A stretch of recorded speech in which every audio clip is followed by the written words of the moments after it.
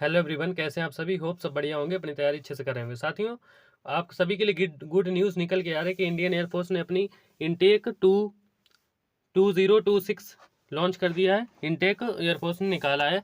इसमें साथियों मैं अपना भी एक्सपीरियंस आप लोगों को शेयर करूंगा और पूरी डिटेल इन्फॉर्मेशन मैं आप लोगों को शेयर करूंगा जो भी इन नोटिफिकेशन में दिया गया, और मैं अपना एक्सपीरियंस भी शेयर करूंगा कि मैंने कैसे पहली बार में ही बिना कोचिंग के एयरफोर्स कैसे निकाला था और मेरे रेड कार्ड की कहानी क्या रही थी। क्योंकि मुझे रेड कार्ड मिला था मेडिकल में। मैंने 2 बार एयरफोर्स क्लियर किया, दोनों बार मैंने फर्स्ट अटैम्प्ट और सेकंड अटैम्प्ट दोनों बार क्लियर किए हैं।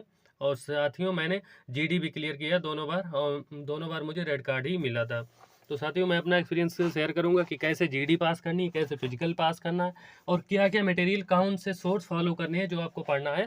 तो मैं आप सब लोगों को बताएं, जिन लोगों का सपना एयरफोर्स में जाने का, साथियों आपने राइट वीडियो पर क्लिक किया है।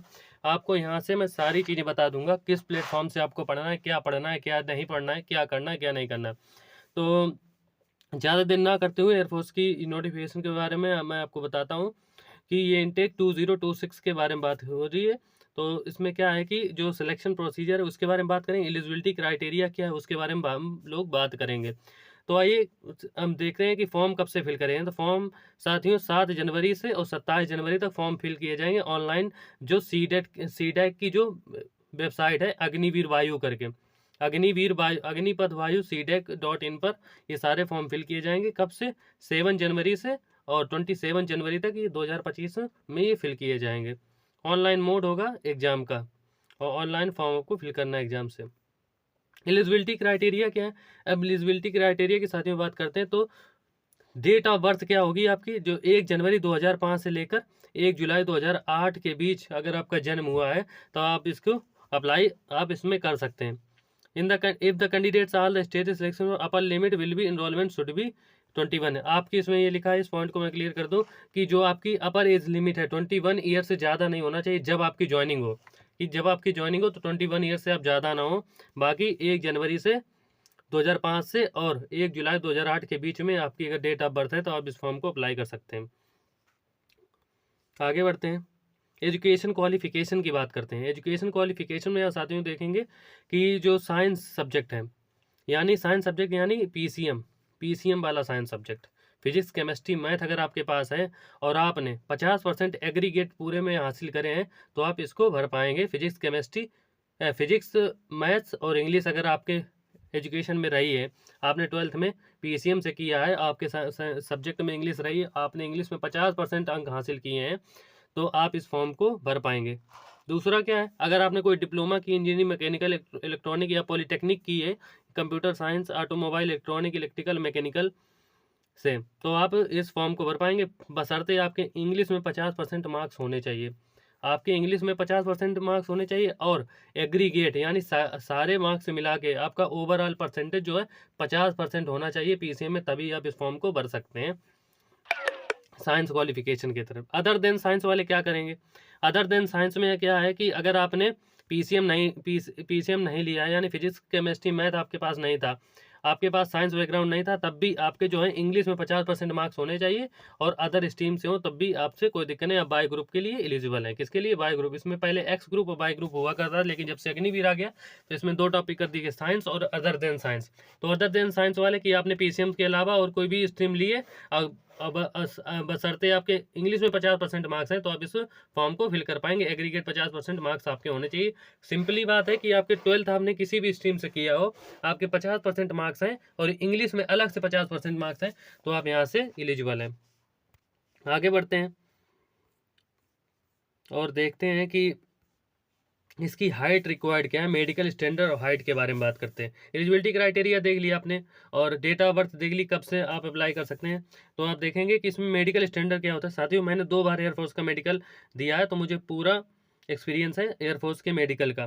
तो हाइट इसमें ज़्यादा नहीं, हाइट इसमें 152 सेंटीमीटर फॉर मेल कैंडिडेट और फॉर फीमेल कैंडिडेट 152 सेंटीमीटर, और हिली एरिया के जो कैंडिडेट्स उनके लिए 147 सेंटीमीटर अलाउड है। तो आपकी जो 5 फुट 1 इंच अगर आप हैं, 5 फुट 1 इंच अगर आप हैं तो आप एयरफोर्स में एलिजिबल हैं। हाइट में ज़्यादा इसी कोई प्रॉब्लम नहीं होगी। तो 152 सेंटीमीटर अगर आपकी हाइट है तो आप एयरफोर्स में एलिजिबल हैं। तो हाइट का आपका क्लियर हो गया। इसके बाद में आगे बढ़ते हैं। हाइट के बाद में अब आपको फिजिकल क्राइटेरिया बता दें कि फिजिकल के लिए इसमें क्या क्या करना पड़ेगा। तो फिजिकल में क्या क्या होगा साथियों, देखते हैं। पहले मेडिकल का देख लिया। हाइट, हाइट और वेट जो है आपका बॉडी मास बीएमआई के अकॉर्डिंग होना चाहिए, क्योंकि बॉडी मास इंडेक्स वो लोग देखते हैं। अगर आपका मान लीजिए अगर आपकी 170 हाइट है तो आपका वेट जो है 56 kg होगा। अगर आपकी 168 हाइट है तो वेट आपका 54 kg है, तब भी चल जाएगा। तो इस तरीके से बॉडी मास इंडेक्स के अकॉर्डिंग वहाँ पर वेट, हाइट और वेट का कॉम्बिनेशन रहता है। आगे देखेंगे। और आपका चेस्ट जो है male candidate 77 centimetre minimum, minimum 77 centimetre, और मैक्सिमम कितना भी आपका हो सकता है, लेकिन एटलीस्ट 0.5 सेंटी यानी 5 सेंटीमीटर का आपका सीने में, चेस्ट में फुलाव होना कंपलसरी है। आपका मिनिमम जो है 77 क्राइटेरिया रखा है कि मिनिमम 70 सेंटीमीटर चेस्ट होना चाहिए। और फीमेल में मिनिमम रेंज है फुलाव की जो है 5 सेंटीमीटर इंक्रीज करना चाहिए। आगे देखेंगे। हेयरिंग आपको 6 मीटर से देखना, 6 मीटर से आपको वर्ड सुनाई देने चाहिए। और आपके 14 डेंटल पॉइंट होने चाहिए, 14 डेंटल पॉइंट आपके। अगर डेंटल पॉइंट में अगर कोई दिक्कत है, यानी आपके कीड़ा लगा हो तो कीड़ा साफ करवा के जाएं। और जो भी अगर दांत टूटा है तो उसमें कैप लगवा लें, तो इससे दांतों के रिलेटेड आपको और सब पता लग गया होगा। बॉडी टेटू, अगर आपके अंडर आर्म्स में बॉडी टेटू है, आपके एल्बो के नीचे है बॉडी टेटू, तो वो चल जाता है, बाकी ज़्यादा टेटू से रिकॉर्डिंग। विजुअल स्टैंडर्ड की अगर बात करेंगे तो इसमें क्या है 6/12 अगर आपकी आई साइड है तो आप यहाँ पर फिट हो जाएंगे। हाँ, और चश्मे का पावर हाइपर माइट्रोपिया है तो +2 डायोप्टर से ज़्यादा नहीं होना चाहिए, क्योंकि हमारा 1 डायोप्टर था मायोपिया, तो मुझे एस्टिमेटिव था तो वहाँ से मुझे रिजेक्ट कर दिया था। तो मायोपी आपका 1 डायोप्टर होना चाहिए, इंक्लूडिंग 0 पॉइंट ± एस्टिमेटिव, यानी सिलेंडर पावर आपकी 0.5 से ज़्यादा नहीं होनी चाहिए। और कलर परसेप्शन आपका CP2 अलाउड है, CP2 अलाउड है, CRI टेस्ट वाला। आगे बढ़ते हैं। विजुअल स्टैंडर्ड, अगर आपकी आंखें जो हैं 6/12 हैं और 6/6 हो जाती हैं करेक्ट चश्मा लगाकर, चश्मे की पावर 1 नंबर से ज़्यादा नहीं है, तो आप यहाँ पर फिट हो जाएंगे चश्मे में। लेसी वगैरह अलाउड नहीं है, और जिसमें साफ साफ लिखा है कि लेसिक और कॉर्नियल सर्जरी नॉट अलाउड। आगे देखेंगे कि आपको 4 ईयर में कितना मिलेगा रिक्स अलाउंस या सिक अलाउंस एनुअल। तो आपकी देखेंगे तो टोटल एनुअल लीव है 30 डेज़ की हैं, यानी 30 डेज़ की आपकी एनुअल लीव है। और आपको कितना अग्निवीर के अकॉर्डिंग मिलेगा। तो फर्स्ट ईयर आपकी जो सैलरी होगी वो 30,000 रुपये, जिसमें आपको 21,000 इन हैंड मिलेंगे, 9,000 आपके अग्निवीर कॉर्पस फंड में कटेंगे, और साथ ही गवर्नमेंट का कंट्रीब्यूशन होगा वो 9,000 रुपये, यानी कुल मिलाकर आपको 30,000 पहले साल मिलेंगे, 33,000 रुपये आपको दूसरी साल मिलेंगे, और 35,000 आपको 36,500 आपको तीसरी साल मिलेंगे, और चौथी साल आपको 40,000 रुपये मिलेंगे। और कुल मिलाकर जब आपका अग्निवीर का पूरा टेन्योर खत्म होगा 4 साल का, तो आपको 5 लाख आपके खुद डिपॉजिट हो जाएंगे अग्निवीर कॉर्पस फंड में, और 5 लाख आपका सरकार खुद मिलाएगी, जिससे आपका करीब 10 लाख रुपए आपको सेवा निधि पैकेज मिलेगा जब आपको 4 साल बाद यहाँ से रिटायर होंगे। अगर आप यहाँ पर परमानेंट हो जाते हैं तो आपका आगे सैलरी बढ़ जाएगी, डायरेक्ट आपको अग्निवीर से एयरमैन बना दिया जाएगा। ज़्यादा कुछ आगे है नहीं। हाँ, फेज़ 1 में क्या है कि आपका ऑनलाइन टेस्ट है, ऑनलाइन एग्ज़ाम होगा। एग्ज़ाम में क्या आता है, तो सबसे पहले देखिए कि एग्ज़ाम आपका 60 मिनट का होता है, 1 घंटे का एग्ज़ाम होता है, 1 घंटे का 60 मिनट का, जिसमें आपका अगर आपने साइंस सब्जेक्ट लिया है, यानी आपके पास PCM है, तो आप फिजिक्स, मैथमेटिक्स और इंग्लिश, ये 3 सब्जेक्ट आएंगे। तीनों का वेटेज रहता है। मैथ का वेटेज रहता है 25 मार्क्स का, फिजिक्स का वेटेज रहता है 25 मार्क्स का, और इंग्लिश का वेटेज रहता है 20 मार्क्स का। और मिनिमम पासिंग मार्क्स जो होते हैं वो 8 मार्क्स आपको इंग्लिश में लाने पड़ेंगे, 8 मार्क्स आपको फिजिक्स में लाने पड़ेंगे, और 8 मार्क्स आपको मैथ में लाने पड़ेंगे। ये मिनिमम पासिंग मार्क्स है। इसके बाद आपकी जो है, इसके बाद आपकी यहाँ पर मेरिट बनती है। जो मेरिट में क्लियर करता है उसको बुलाया जाता है। अब इतना कंपटीशन नहीं रह गया अग्निवीर में। जब पहले जब परमानेंट थी ये एयरफोर्स, तब बहुत ज़्यादा कंपटीशन था। अब उतना कंपटीशन नहीं, आप आराम से क्लियर कर पाएंगे। अगर आपने साइंस लिया तो फिजिक्स, केमिस्ट्री और इंग्लिश, फिजिक्स में तो इंग्लिश आप लोग भरेंगे। अदर देन साइंस सब्जेक्ट, यानी जिसके पास फिजिक्स, केमिस्ट्री, मैथ नहीं था इंटर में, और तो उनको क्या देना पड़ेगा, तो उनको 85 मिनट का उनका एग्जाम होगा, 45 मिनट का। उसमें उनको इंग्लिश और रागा में आपका रीजनिंग और अर्थमेटिक, मैथ और जनरल अवेयरनेस, ये चीज़ें आ जाती हैं। तो रागा आपका 30 मार्क्स का आएगा, रागा आपका 30 मार्क्स का आएगा। रागा में आपको पासिंग मार्क्स 14 मार्क्स होते हैं, और इंग्लिश में आपको 8 मार्क्स लाने पड़ेंगे 20 में से, जिसमें आप जब क्वालिफाई, इसके बाद में आपकी मेरिट बनती है। तो रागा आपका 30 मार्क्स का हो गया, और इंग्लिश आपकी 20 मार्क्स की आएगी। 45 मिनट आपको दिए जाएंगे अदर देन साइंस सब्जेक्ट वालों को। और जिन बच्चों के पास PCM और अदर देन साइंस, यानी जिन बच्चों के फिजिक्स केमिस्ट्री मैथ है, वो दोनों ट्रेड भर सकते हैं, यानी एक्स ग्रुप बाय ग्रुप। जो फिर उनका एग्जाम कैसे होगा, उनको 85 मिनट मिलेंगे, जिसमें उनको फिजिक्स करनी होगी, मैथ करनी होगी, इंग्लिश करनी होगी, और रागा भी करनी होगी। तो 30 नंबर की उनकी रागा हो जाती है, 25 की फिजिक्स हो जाती है, 25 की मैथमेटिक्स हो जाती है, और 20 की इंग्लिश हो जाती है। इंग्लिश उनमें कॉमन रहता है। तो आप ये, आई होप ये आपको समझ में आ गए कि एग्जाम पैटर्न क्या है इस चीज़ का। यानी फिजिक्स आपकी जो है 12th लेवल की, जितनी भी आपने 12th लेवल पर जो भी आप स्कूल से पढ़ के आएंगे वही फिजिक्स पूछी जाती है। मैथमेटिक्स भी 12th लेवल की आती है, और इंग्लिश आप तो पढ़ ही रहे होंगे थोड़ी इंग्लिश, SSC CGL MTS वाली अगर आप पढ़ लेंगे तो आपका आराम से हो जाएगा, एग्जाम क्लियर होगा। और रागा में आप जो भी जनरल कंपटीशन में जो एग्जाम, जैसे पुलिस का हो गया, SSC GD का हो गया, इस तरीके से अगर आप एग्जाम की तैयारी करेंगे तो आपका रागा भी क्लियर हो जाएगा।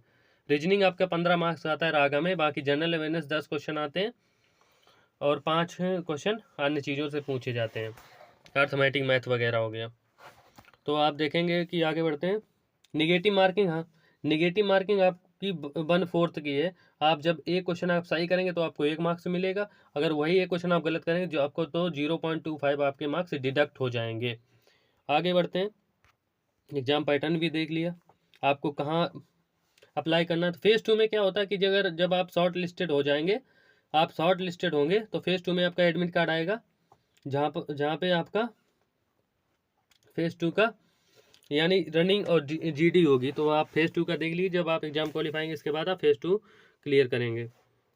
तो फेज़ 2 में आपका कोई दिक्कत नहीं, जब आप फेज़ 2 क्लियर, तो मैं आपको क्लियर कर दूंगा वहाँ पे सारी चीज़ें। बाकी ऐसा दिया कि बेवेयर ऑफ, यानी दलालों से दूर है। हाँ, ऑनलाइन एग्जाम की फ़ीस कितनी है वो मैं आपको बता दूं। तो ऑनलाइन एग्जाम की जो फीस है, इसके फिजिकल के बारे में भी बात कर लेंगे। फिजिकल बारे में बात क्या है कि जो है आपकी 1600 मीटर की रेस होगी, और 1600 मीटर की रेस आपको 7 मिनट में कंप्लीट करनी होगी। कितने? 7 मिनट में। पहले ये 6.5 मिनट था जब एयरफोर्स परमानेंट हुआ करती थी, लेकिन अब क्या है, अब ये जब से अग्निवीर आया है तब से ये 7 मिनट के अंदर कर दिया गया। 1600 मीटर रेस 7 मिनट में आपको कंप्लीट करनी है फेज़ 2 में, जब आपका रिटर्न क्वालिफाई होगा। इसके बाद में आपको 10 पुशअप लगाने हैं 1 मिनट के अंदर। 1 मिनट के अंदर आपको 10 पुशअप लगाने हैं, 10 सेटअप आपको लगाने 1 मिनट के अंदर, और 20 स्क्वाट आपको 1 मिनट के अंदर। स्क्वाट जानते हैं? स्क्वाट होता है उठक बैठक। उठक बैठक आपको लगानी है, स्क्वाट उठक बैठक लगानी है 20, और सिटअप लगाने हैं आपको 10 1 मिनट के अंदर, और 10 पुशअप आपको 1 मिनट के अंदर, यानी होल्ड करके थोड़ा लगवाते हैं। और 7 मिनट में आपको 1600 मीटर रेस है। फिजिकल तो बहुत ही नॉमिनल है एयरफोर्स का, कोई भी आपको दिक्कत होगी नहीं। गर्ल्स के लिए क्या है कि 10 सिटअप लगाने उनको 30 सेकेंड में, 1 मिनट 30 है, यानी 1.5 मिनट में 10 पुशअप लगाने, 10 सिटअप लगाने, और 15 स्क्वाट 1 मिनट में लगाने। गर्ल्स के लिए 8 मिनट में 1600 मीटर रेस क्लियर करनी पड़ेगी। तो ये ज़्यादा नॉमिनल फिजिकल है, ज़्यादा ऐसा कठिन वगैरह फिजिकल नहीं है, इसमें कुछ आपको देख लेना है। बाकी मेडिकल एग्जामिनेशन आपको बता ही दिया कि आपका सारी चीज़ें चेक होती हैं। ENT होता है, यूरिन होता है, और बहुत सारी चीज़ ECG वगैरह चेक होता है। वो मैं आपको धीरे धीरे गाइड करता रहूँगा, बस आप चैनल पर जुड़े रहिए। और आगे बढ़ते हैं कि अप्लाई कैसे करना है। तो अप्लाई आपको ऑनलाइन अग्निपथ वायु की वेबसाइट पर चले जाना, cdeconline.in पर, आपको वहाँ से भरना है। आप एग्जामिनेशन फ़ीस देखेंगे कि 550 रुपये आपको एग्जामिनेशन फ़ीस लगेगी। इसके साथ प्लस GST भी जो भी पड़ेगा, GST का चार्ज वो आपको भरना होगा। तो 550 आपको ऑनलाइन फ़ीस मिलेगी, आपको 550 रुपये आपसे, जब आप आवेदन करेंगे इसके लिए, तो आपको 550 रुपये भरने पड़ेंगे।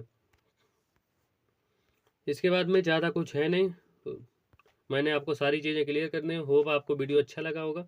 अगर वीडियो अच्छा लगा तो चैनल को सब्सक्राइब जरूर करें, वीडियो को लाइक करें, और ऐसे इन्फॉर्मेटिव इन्फॉर्मेशन के लिए चैनल पर अपडेट रहें, जुड़े रहें। इंडियन एयरफोर्स के बारे में मेरा एक्सपीरियंस क्या रहा, मैंने कैसे 2 बार इंडियन एयरफोर्स क्वालिफाई किया विदाउट कोचिंग, फर्स्ट और सेकंड अटैम्प्ट में, मैं आपको सारी अपनी चीज़ें बताऊंगा। और मैंने कैसे SSB से मैं स्क्रीन आउट हो गया था पहली बार में 11 SSB इलाहाबाद से। मेरा बहुत ज़्यादा डिफेंस का एक्सपीरियंस रहा है। आप चाहेंगे तो मैं आपको डिफेंस का अपना एक्सपीरियंस शेयर करता रहूँगा।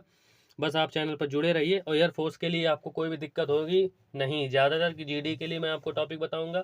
बस आप एग्ज़ाम क्वालिफाई करें, आपको बताऊंगा। आप कमेंट करिए कि कहाँ से मटेरियल पढ़ें, तो मैं आपको बता दूंगा किस प्लेटफॉर्म को फॉलो करना है, कौन सा मटेरियल पढ़ना है। हालांकि इसमें अब इतना कंपटीशन रह नहीं गया, लेकिन आप थोड़ी भी मेहनत करेंगे तो एयरफोर्स को जरूर कर पाएंगे। तो जय हिंद, जय भारत, खुश रहिए, मस्त रहिए, अपनी तैयारी अच्छे से करते रहिए। और एयरफोर्स वाले स्टूडेंट के लिए बहुत ही बड़ा अपॉर्चुनिटी, क्योंकि सेना में हर कोई जाना चाहता, हमारा भी सपना था सेना में, लेकिन कुछ मेडिकल समस्याओं की वजह से मैं नहीं जा पाया। लेकिन हाँ, इतना एक्सपीरियंस है कि अगर आप चैनल पर जुड़ेंगे, मेरे साथ जुड़ेंगे, कमेंट करेंगे, तो मैं आपको ज़रूर आपकी जर्नी तक पहुंचा देगा, ये मेरा आपसे वादा है। तो जय हिंद, जय भारत, खुश रहिए, मस्त रहिए, बाय बाय, टेक केयर, मिलते हैं नेक्स्ट वीडियो में। और ऐसी वीडियो, इन्फॉर्मेटिव वीडियो के देखने के लिए चैनल को लाइक करें, सब्सक्राइब करें, शेयर करें, सपोर्ट करें। थैंक यू, जय हिंद।